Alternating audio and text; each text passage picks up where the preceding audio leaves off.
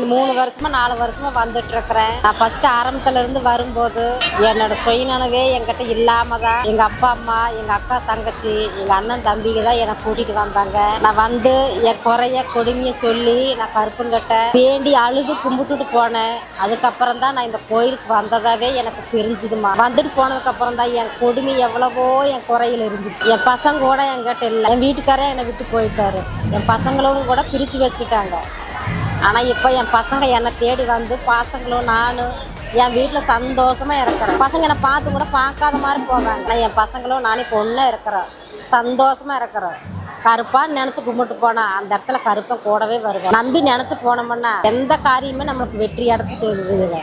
எந்த ஒரு தொழிலாக இருந்தாலுமே ஒரு வேலை வெட்டி கிடைக்கணும்னாலும் நம்ம கருப்பனை நினச்சி அந்த திண்ணீர் மட்டும் எடுத்து வச்சுட்டு போனோம்னா என் குறைய நினச்சி கருப்பா நல்லதான் நடத்தி கொடுக்குறப்பா. நீ எனக்கு எப்போவும் என் பிள்ளைகளுக்கு எனக்கு